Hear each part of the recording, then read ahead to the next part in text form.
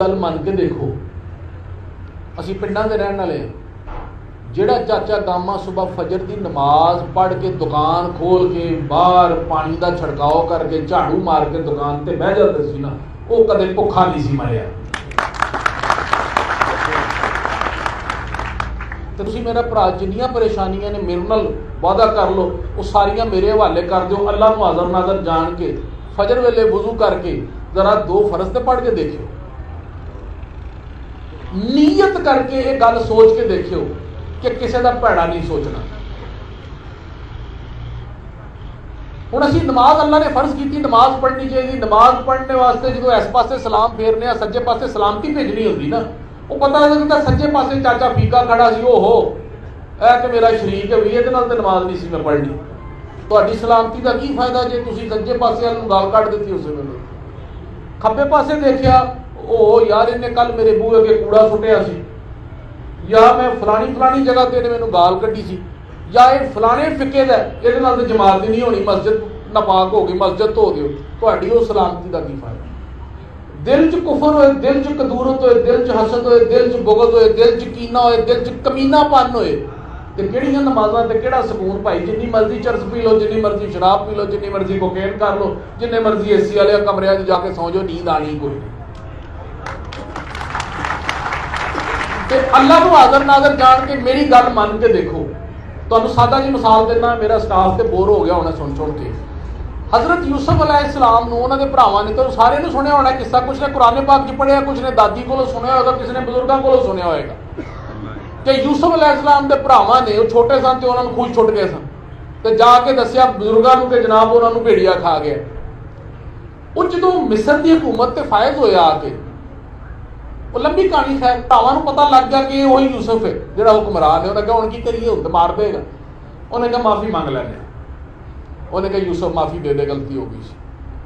अगर हज़रत यूसुफ अलैहिस्सलाम की जगह मेरे जैसा और आप जैसा दुनियादार होता तो भला की करना? वो कहता है ना, मैनू इन्नी छोटी उम्र च खूह च सुटिया सी कि मैं मर जा, तो मैं इन्होंने माफ़ी दे देना कि नहीं, ये टोटे करो, इन्होंने दही पाओ, कुत्ते छड्डो उत्ते। जे उस तो भी घट करते तो असीं कहते कि इन्हों देसन काला दिओ, काले पानी सुट्टो। उस तो भी घट करते तो कहते चलो इन्हों जेल च जरूर सुट्टो, मैं इनकी शक्ल नहीं देखना चाहता। लेकिन हज़रत यूसुफ अलैहिस्सलाम ने पता क्या फरमाया? आपने कहा आपका कसूर नहीं था, आपको शैतान ने बहका दिया होगा। तो तुसीं गौर करो, सक्का भरा एक मां के पेट तो जन्म लैण वाला, इकट्ठे रहने गलतियां हो जाती ने, उच्ची नीच गल हो जाती, गाली गलोच हो जाती। फर्ज किया वो जो तुहानूं कुछ कह दे तो 100 साल बाद भी असीं ताना मारते हैं कि वो याद है उदों तो मैनूं यह गल कही सी। उन्होंने माफ़ करने का बेहतरीन तरीका की है कि तुसीं सोचो कि ये तो मेरी मां का जिहड़ा ना जाया होया है, ये मेरा भरा है सक्का, या मेरा चाचा है, या मेरा ताया है, या मेरा दोस्त है, ये बहुत अच्छा आदमी है। ये लफ्ज़ इन्हें नहीं कहे, शैतान ने इहदे कोलों कहलवा दिते ने, ये तो चंगा आदमी है। तो तुसीं पूरी जिंदगी किसी नाल नहीं लड़ोगे, पूरी जिंदगी तुहाडे दिल च किसी के खिलाफ कीना, बुगज, हसद, लड़ाई नहीं आएगी। असीं बीमार क्यों होने?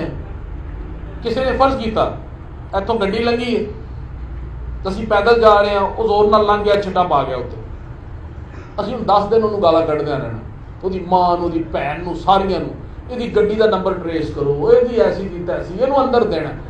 उन्होंने भावें पता भी ना होए, लेकिन असीं अपनी तबाही ला लईए 10 दिन, अपना आप गंदा कर लिया, अपनी केमिस्ट्री तबाह कर ली, अपनी बॉडी खराब कर ली, दिमाग की सोच सोच के पागल हो गया, बदला किंज लैना।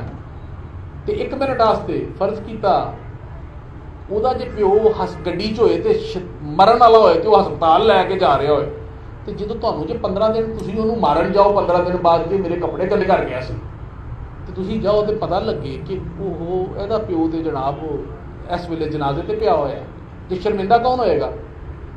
फिर तुहानूं भी शर्मिंदगी होएगी कि यार एवें 15 दिन मैं वट खांदा रहा, मैं अपनी तबाही ला लईए, मैं पता तो कर लैंदा इहनूं प्रॉब्लम की सी। ते अपने आप नूं बीमार करन तो बेहतर है, अपने आप नूं खराब करन तो बेहतर है जिहड़ा गलती करे उस वेले ये ना कहो कि मैं तेनों माफ़ किया, उन्होंने को अल्लाह की रज़ा वास्ते तेनों माफ़ किया।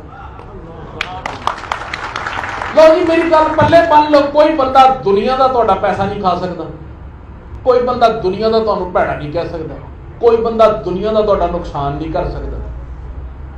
ਸਵਾਲ ਹੀ ਨਹੀਂ ਪੈਦਾ ਹੁੰਦਾ ਜੇ ਤੁਸੀਂ ਇਹ ਕਰ ਲਵੋ ਕਿ ਯਾਰ ਲੈ ਮੈਂ ਤੇਰੇ ਉੱਤੇ ਸੁੱਟਿਆ, ਗੱਲ ਖਤਮ, ਤੂੰ ਜਾਣ, ਤੇਰਾ ਕੰਮ ਜਾਣ।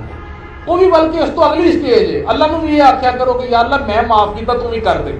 ਇਹ ਉਸ ਤੋਂ ਵੀ ਵੱਡਾ ਦਰਜਾ ਹੈ। ਤੇ ਤੁਹਾਡੇ ਨਸੀਬ ਦਾ ਤੁਹਾਨੂੰ ਜ਼ਰੂਰ ਲੱਭ ਜਾਏਗਾ, ਤੁਹਾਨੂੰ ਬਿਮਾਰੀ ਨਹੀਂ ਲੱਗੇਗੀ, ਤੁਹਾਡੇ ਬੱਚੇ ਨਹੀਂ ਤੇ ਪਤਾ ਕੀ ਹੁੰਦਾ ਸੀ 2 ਨੰਬਰ ਤਰੀਕੇ ਨਾਲ ਪੈਸਾ ਕਮਾਈਏ, ਕਿੰਜ ਨਿਕਲਦਾ ਜੀ ਜਾਨ ਚੋਂ ਜਾਂ ਔਲਾਦ ਚੋਂ। ਚੰਗਾ ਭਲਾ ਪੁੱਤਰ ਸੀ, ਛੱਤ ਤੇ ਖੇਡਣ ਚੜਿਆ ਸੀ, ਪਤਾ ਹੀ ਨਹੀਂ ਲੱਗਾ ਕਿ ਇਹ ਪਿੱਛੇ ਡਿੱਗ ਪਿਆ, ਥੱਲੇ ਡਿੱਗਿਆ, ਫੌਤ ਹੋ ਗਿਆ। ਅਸੀਂ ਸੋਚਦੇ ਨਹੀਂ ਕਿਸ ਵਜ੍ਹਾ ਤੋਂ ਫੌਤ ਹੋ ਗਿਆ, ਕਿਸ ਵਜ੍ਹਾ ਤੋਂ ਛੱਡ ਦੇ। ਅਜੀ ਮੁੰਡਾ ਚੰਗਾ ਭਲਾ ਜਾਣ ਡਿਆ ਸੀ, ਪੈਰ ਸਲਿੱਪ ਹੋਇਆ, ਲੱਤ ਟੁੱਟ ਗਈ। ਅਸੀਂ ਸੋਚਦੇ ਨਹੀਂ ਕਿਉਂ ਟੁੱਟ ਗਈ, ਸਾਡੀਆਂ ਹਰਕਤਾਂ ਦੀ ਵਜ੍ਹਾ ਤੋਂ ਟੁੱਟ ਗਈ। ਅੱਲਾਹ ਕੋਲੋਂ ਮਾਫੀ ਮੰਗੋ ਕਿ ਅੱਲਾਹ ਉਹ ਟਾਈਮ ਨਾ ਲਿਆਏ। ਅੱਲਾਹ ਨੇ ਕੋ ਅੱਲਾਹ ਅਸੀਂ ਗੁਨਾਹਗਾਰ, ਸਾਨੂੰ ਬਚਾਉਣਾ ਵੀ ਤੂੰ ਹੀ, ਸਾਨੂੰ ਰੱਖਣਾ ਵੀ ਤੂੰ, ਸਾਨੂੰ ਪਾਲਣਾ ਵੀ ਤੂੰ ਹੀ, ਸਾਨੂੰ ਰਿਜ਼ਕ ਵੀ ਤੂੰ ਦੇਣਾ। ਅਸੀਂ ਤਾਂ ਕਦਮ ਕਦਮ ਤੇ ਗਲਤੀਆਂ ਕਰਨੀਆਂ। ਤੇ ਜਦੋਂ ਕੋਈ ਤੁਹਾਡੇ ਨਾਲ ਜ਼ਿਆਦਤੀ ਕਰੇ ਫੌਰਨ ਉਹਨੂੰ ਕਹੋ ਬਈ ਤੇਰੇ ਨਾਲ ਮੇਰੀ ਲੜਾਈ ਨਹੀਂ ਬਣਦੀ, ਇਹ ਸ਼ੈਤਾਨ ਨੇ ਤੇਰੇ ਕੋਲ ਕਰਵਾਇਆ, ਮੈਂ ਤੈਨੂੰ ਅੱਲਾਹ ਦੀ ਰਜ਼ਾ ਵਾਸਤੇ ਮਾਫ ਕੀਤਾ, ਅੱਲਾਹ ਕੋਈ ਮਾਫ ਕਰ ਦੇ। ਤੁਸੀਂ ਨੇਕੀਆਂ ਕਮਾਈਆਂ ਤੁਹਾਨੂੰ ਠੰਡ ਪੈ ਜਾਏਗੀ। ये मेरे इस फार्मूले के ऊपर अमल करके देखें, सुखी हो जाओगे।